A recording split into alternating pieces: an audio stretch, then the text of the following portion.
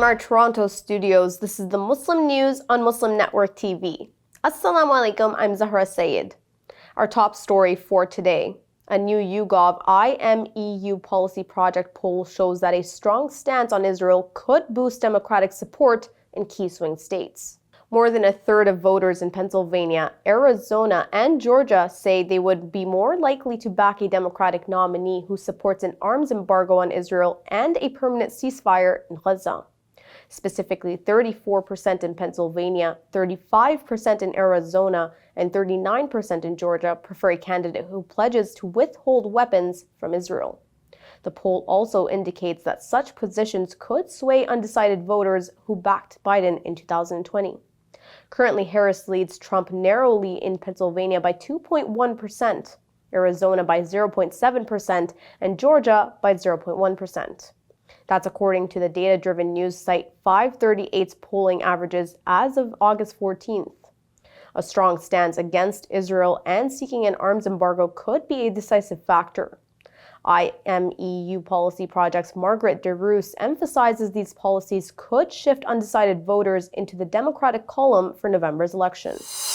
The four-day Democratic National Convention, or the DNC, kicked off in Chicago on Monday, setting the stage for a week of high-profile political discourse and demonstrations. The convention marks Vice President Kamala Harris's official nomination as the Democratic presidential candidate following President Joe Biden's exit from the race. Free Palestine demonstrators inside and outside of the convention are making their voices heard. Activists strongly opposed to the administration's pro-Israel policies amid its war on Gaza that has killed over 40,000 Palestinians have planned marches. These aim to highlight calls for an arms embargo on Israel and demand greater support for Palestinian rights. Despite Harris's rise in the party, protesters argue her stance mirrors President Joe Biden's policies on Palestine, criticizing the administration's handling of the issue. More than 30 delegates representing the uncommitted movement are pushing for an anti-war stance and demanding an arms embargo on Israel before endorsing Harris. The largest of the protests started at noon today. Protesters carried signs that "Women in Gaza are our sisters," "Reject AIPAC," and "Free Palestine." Demonstrators bearing Palestinian flags marched close to the United Center where Democratic conventions are being held.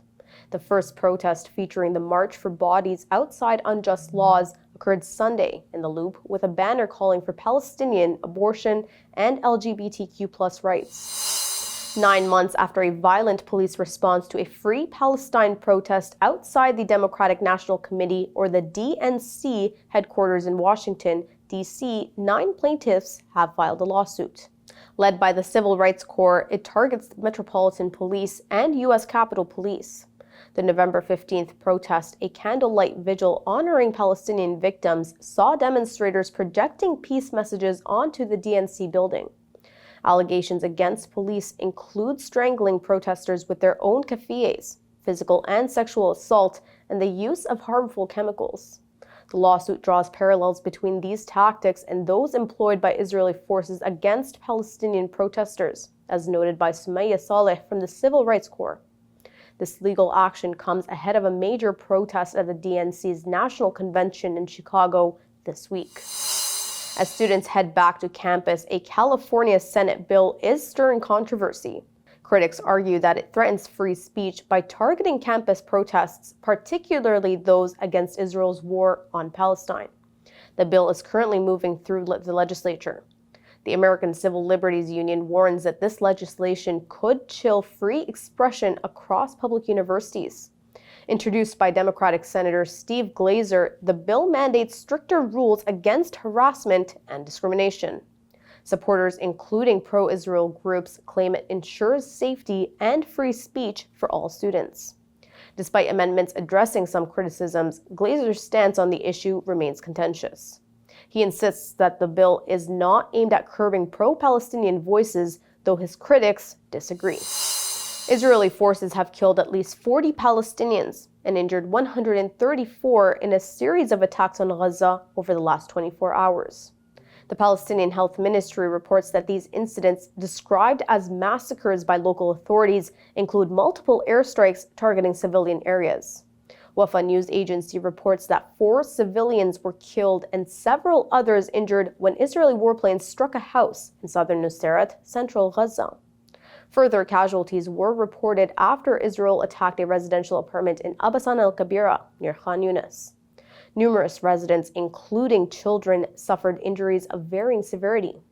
Medical sources confirmed the deaths of 13 Palestinians due to ongoing bombings in central and southern Gaza. Meanwhile, Israel's military operations in Deir al-Balah have intensified, displacing many Palestinians and confining them to just 11% of Gaza's territory. An Israeli strike also killed Palestinian journalist Ibrahim Muharrab.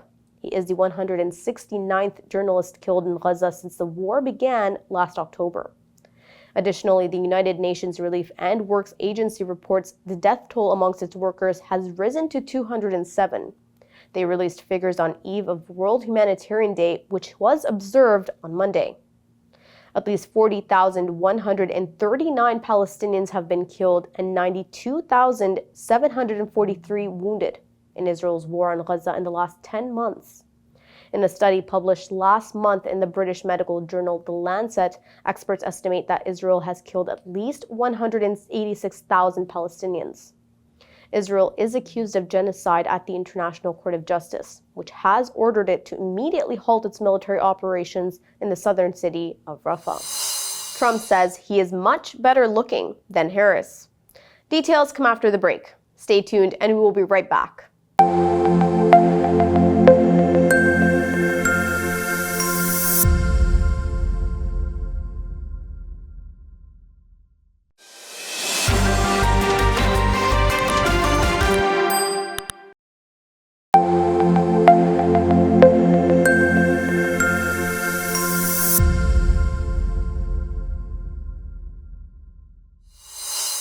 Welcome back. Republican presidential candidate Donald Trump stirred controversy during a rally in Wilkes-Barre, Pennsylvania, by making personal attacks on Vice President Kamala Harris. Trump claimed, "I am much better looking than her," and mocked Harris's recent Time magazine cover. He suggested it featured an artist's sketch rather than a true photograph. Despite pressure from allies to focus on policy issues, Trump continued to target Harris and her Democratic associates. Observers say the comments highlight Trump's ongoing campaign strategy of using personal jabs instead of focusing on harder issues.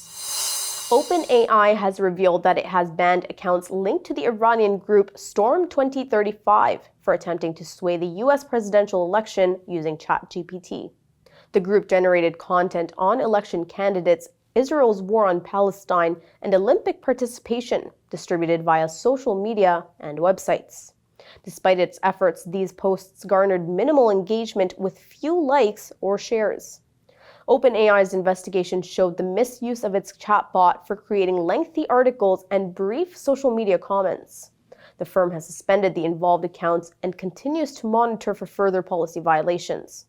This move follows a Microsoft report identifying Storm 2035's broader tactics of employing polarizing messages on sensitive issues to influence voters in the U.S. elections. California Governor Gavin Newsom has signed a groundbreaking bipartisan package of 10 bills aimed at combating property crime. The new laws impose severe penalties on repeat offenders and enhance tools for prosecuting felony crimes. The legislation targets serial shoplifters, retail thieves, and auto burglars, marking a significant shift from previous measures. California Highway Patrol Captain Christian Oliver has reported the Organized Retail Crime Task Force's success, having recovered more than $45 million in stolen goods and arresting nearly 3,000 people. State Senator Nancy Skinner and Attorney General Rob Bonta emphasized the urgency of tackling organized crime affecting all communities.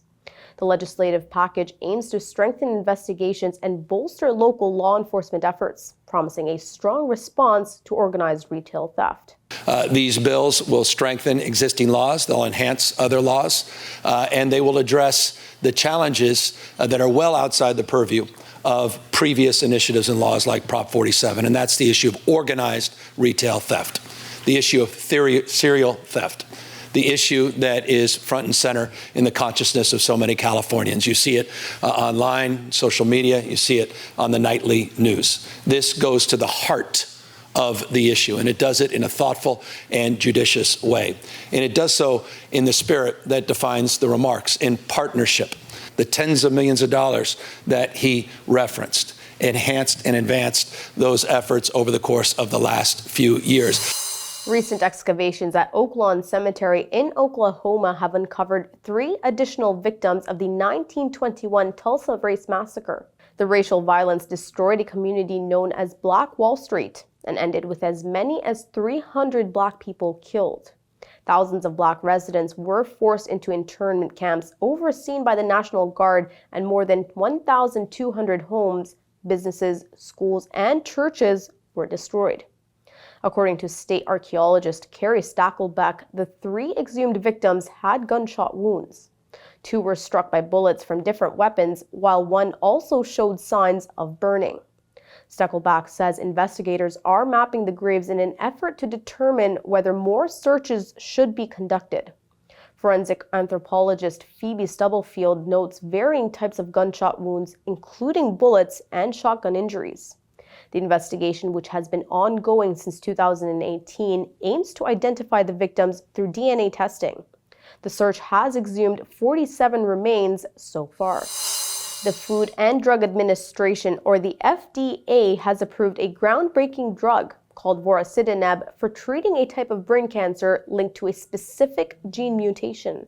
Developed from research at Johns Hopkins Cancer Center, this targeted therapy slows cancer growth by inhibiting the mutated IDH gene. This potentially delays the need for radiation and chemotherapy. The drug's approval follows a successful phase 3 trial, showing improved survival rates and extended time before further treatment was needed. This innovation stems from a 2008 discovery by Dr. Bert Vogelstein, which revolutionized brain cancer treatment by identifying the IDH mutation. That's all from our Toronto studios. Thank you for tuning in. You can subscribe to our YouTube channel and hit the bell icon for the latest updates. Your support is needed more than ever to continue our mission of providing informative, educational, and inspiring content to Muslims in North America and around the world. Donate now by visiting muslimnetwork.tv/donate. For more content, keep watching Muslim Network TV or visit muslimnetwork.tv. Assalamu alaikum.